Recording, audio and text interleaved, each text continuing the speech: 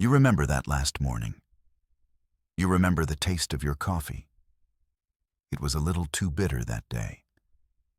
You stood by the window of your small apartment. The sky was turning a soft, familiar gray. Dawn was preparing to break over the city. It was just another Tuesday.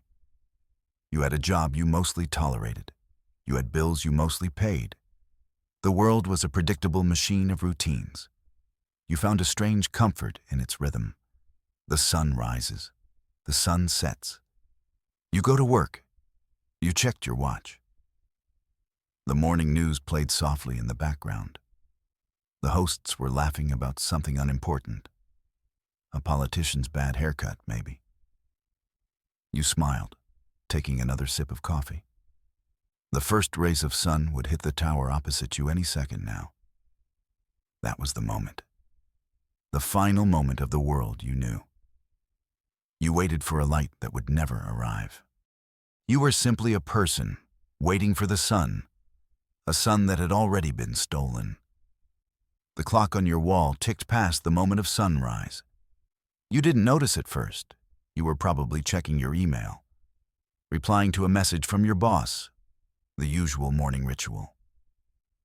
But a feeling began to grow, a deep unease in the back of your mind. You looked back out the window. The sky was not gray anymore. It was black, a profound, perfect black. There were no stars. There was no moon. There was no faint glow of the city against the clouds. There was only darkness. You tapped your watch. It was working fine. You checked your phone for the time. It matched. Sunrise was 7 minutes ago. You went online. The internet was a torrent of confusion. Millions of people were asking the same question. Where is the sun? Panic began as a trickle, then a flood. News channels cut their regular programming. They showed live feeds from all over the world. Tokyo, London, New York, all plunged into the same impossible night. An eclipse, some said. But there was no moon in position. And this was no eclipse. An eclipse has a corona, a ring of fire. This was a void. Your building's power flickered, then died. Emergency lights activated in the hallway. Their cold, sterile glow was the only light you had. You stood at the window of your darkened apartment. You stared up at the blackness where the morning should be. You felt a cold that had nothing to do with the temperature. The call from work came an hour later. It was a frantic, strained voice. Dr. Aris, your department head. He told you to get to the observatory immediately. He said they had found something. Something that explained the darkness. You dressed in the cold gloom of your apartment.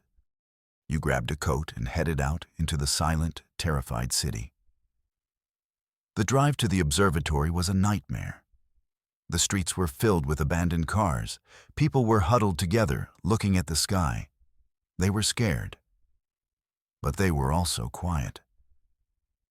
It was the silence that scared you the most. At the observatory, the mood was one of controlled panic. Everyone who mattered was there. The best minds in star science. You were just a junior data technician. Your job was to filter signal noise. You weren't supposed to be in the main control room. But today, all rules were gone. You stood at the back, watching the main screen. It showed the feed from the deep space array. And on it, you saw the impossible thing. It was a structure, a perfectly tessellated lattice of hexagons. It was a shell built around the entire sun, our sun. It was impossibly large, technologically perfect. Its surface absorbed 100% of all light and energy. This was no natural phenomenon. This was a cage, and our star was inside it. Humanity had spent generations looking for star-born life. We had hoped for wise teachers or noble explorers. We got cosmic contractors. And they had put up a wall. You remember one of the lead scientists, a woman you deeply respected. She just whispered the words, It's a Dyson sphere, a perfect one. We waited for a message, for a demand, for some explanation for the theft of our sky. The answer came 12 hours into the endless night. It did not come over a radio channel. It did not appear on a screen. It came from everywhere at once. Every speaker on the planet, from car stereos to cheap headphones. They all spoke with a single, unified voice. The voice was calm. It was genderless. It was utterly devoid of emotion. It spoke in perfect, unaccented English. Then it repeated its message in every other major language. It was a voice of pure, cold logic, a voice that did not recognize life, only utility. This star system is now a resource node, it said. The primary star is being harvested for a civilizational project. Its energy output is required. We are the architects of this project. The process is now underway. There was a pause. You held your breath. Maybe this was a negotiation. The biological material on the third planet has been noted, the voice continued. Your existence is a non-critical variable. The project's timeline does not permit relocation. The outcome for your species is regrettable but necessary for progress. There will be no further communication. And then, silence. Just the cold, empty silence of a world without a sun. They weren't conquerors. They were builders. We were simply in the way of their new highway. Defiance. It was the only answer humanity had left. We had spent centuries building weapons, weapons to fight ourselves. Now, we pointed them all at the sky. We were a planet united by a single, desperate goal. We were going to punch a hole in the dark. We were going to get our sun back. You watched it all from the observatory's command center. The world's governments acted as one. They coordinated the largest military strike in history. Missiles lifted off from silos in deserts. They launched from submarines deep in the ocean. They ascended in brilliant pillars of fire against the black sky. It was beautiful. A final, angry firework display from a dying species. The warheads were our best and brightest. They carried enough destructive force to end civilization 10 times over. Now, they were our only hope for survival. The journey took hours, a tense, agonizing wait. Everyone in the room was silent. You tracked their approach on the main screen, little dots of light racing toward the immense dark wall. They reached the structure. The first missile struck, then another, then hundreds more. On the screen, you saw nothing. No explosion, no flash, no impact crater. The star wall did not even seem to register the attack. Our most powerful weapons were like spitballs against a battleship. A wave of despair washed through the command center. Some people cried silently. Others just stared, their faces blank with shock. Dr. Aris slumped into his chair. He looked 100 years old. All that power, all that rage, it amounted to absolutely nothing. The darkness remained, perfect, unbroken, uncaring. We had shouted into the void, and the void had not even noticed. The cold began on the third day. At first, it was almost pleasant. A crisp autumn chill in the air. People put on sweaters. But the chill didn't stop. It deepened. Hour by hour, the planet's stored heat radiated away into space. The global temperature began to plummet. It was a slow, merciless descent into a planetary ice age. You watched the world freeze from your station at the observatory. The facility had its own geothermal power. It was a small bubble of warmth in a dying world. Outside, the trees became brittle sculptures of ice. Rivers and lakes froze solid, then the shallow seas. Snow began to fall. It fell everywhere, all at once. It was a soft, white blanket for a global tomb. The power grids failed one by one. The great cities of the world went dark for the last time. The internet held on for a while, a ghost network of fading voices. Then it too fell silent. All you had were the observatory's internal systems and the dying planet you could see on the satellite feeds. You tried not to think about the people out there, the billions of them, huddled in the dark, freezing, starving. You focused on your work. The data still streamed in from the deep space array. It was your job to analyze it, to clean it, to file it away, as if any of it still mattered. You were cataloging the precise details of our own extinction. It felt like the universe's most pointless joke. Days turned into weeks in the endless night. The observatory became a sanctuary of ghosts. The 200 staff members moved silently through the halls. The initial panic was gone. It had been replaced by a quiet, gnawing hopelessness. Most of the senior scientists had given up. They sat in the common room, playing cards. They were just waiting for the geothermal plant to fail. But you kept working. It was all you had left. Your job was to monitor the alien signal, not the message itself. That was long over. Your job was to analyze the carrier wave, the background radiation of their broadcast technology. It was tedious. It was searching for meaning in static. Everyone else had dismissed it as residual energy, a faint echo from their announcement. You had been staring at the same waveform for almost a month. A smooth, perfect sine wave, a testament to their flawless engineering. But then you saw it. You almost missed it. A single point on the graph. A tiny, insignificant deviation. It was a number that should have been a clean 0. Instead, it was a 0 followed by 30 more zeros, and then a 1. It was an error, a flaw, a microscopic crack in their perfect machine. It was so small, it was statistically non-existent. It was the kind of error a first-year student would ignore. But it was there. And more importantly, it was repeating. It appeared every 10,256th data block. It was a pattern. You felt a surge of something you hadn't felt in weeks. Not hope, just curiosity. These perfect gods had made a typo. You felt a spark ignite in your chest, for the first time since the sun vanished. You ran the diagnostics again, and again. The anomaly remained. Consistent, predictable, perfect in its imperfection. It was not random noise. It was part of their system, a gear tooth that was off by a single micron. You wrote up your findings. Your hands were shaking as you typed. You explained the anomaly.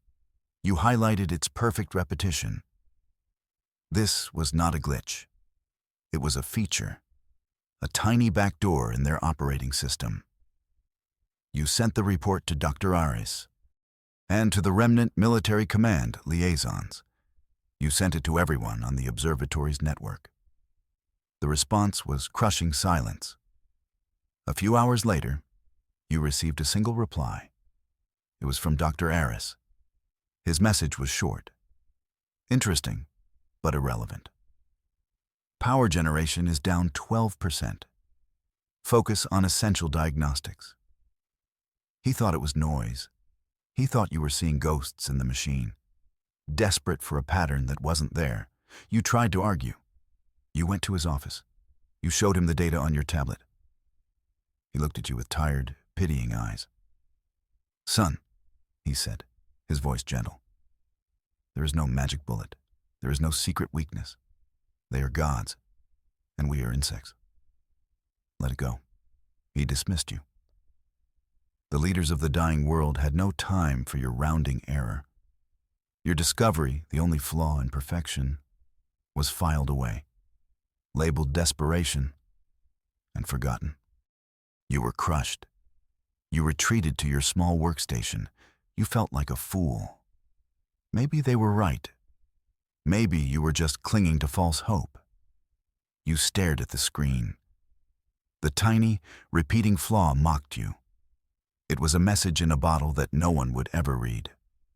You wanted to shut it down, to delete the file and accept the cold, but you couldn't. You leaked your findings. You sent your unread report to the last dying embers of the public internet. A single, desperate data packet into the silent darkness. You didn't expect a reply. You didn't expect anyone was even left to receive it. It was a final, defiant act. A middle finger to the uncaring gods in the sky. Then, 3 days later, a message appeared on your terminal. It was encrypted, heavily. It took you an hour to bypass the first layer. The message was simple. We read your paper. We think you are right. We are the council. Remain at your station. We are coming. They were not a government. They were not a military. The Council of the Doomed, as they jokingly called themselves, was a hidden collective, a secret society of humanity's most brilliant outcasts. They were poets, mathematicians, philosophers, and artists. People who had been ignored by the mainstream for being too radical, too strange. Now, in the final hour, they were humanity's last hope. They arrived in a geothermal-powered snow crawler, a hulking, ugly machine. There were only 5 of them. An old woman who was a leading chaos theorist, a young man who was a world-renowned composer, a philosopher who had written banned books, a linguist who specialized in dead languages, and their leader, a former star science professor named Alara. She had been disgraced for her theories about non-physical consciousness. They didn't look like saviors. They looked like librarians. But when Alara looked at your data, her eyes lit up. You found it, she whispered. The ghost in their machine. They didn't see a rounding error. They saw a doorway. They saw the one thing the architects could never account for, a place where logic failed. And they had a plan, a crazy, beautiful, terrible plan. The plan was not a weapon. It was a song, a broadcast, a piece of art designed to be a poison. Alara explained it to you. The architects were logical beings, purely logical. They saw the universe as a set of resources and equations. They did not feel. They calculated. Their perfection was their greatest strength and their most profound weakness. We cannot fight their machine, Alara said, her voice calm and clear. So we will not. We will give it a concept it cannot compute. We will give it a ghost.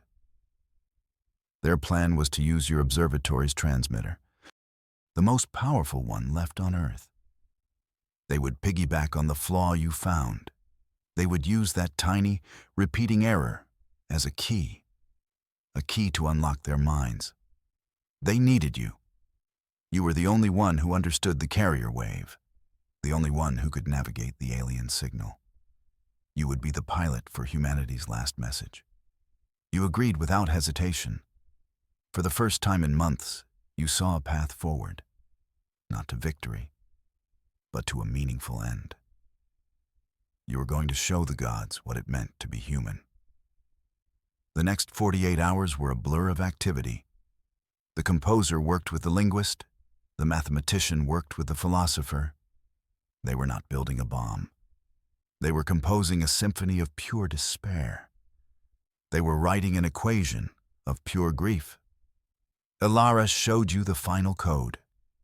It was beautiful. It was terrifying. It was a data stream that encoded the human experience of loss.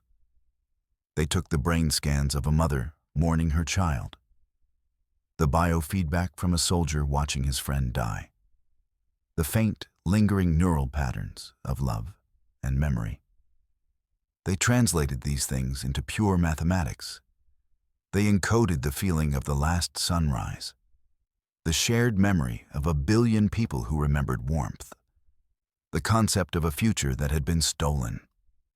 It was a paradox, a logically structured message about the complete breakdown of logic, an elegant proof describing the beauty of a flawed and broken thing.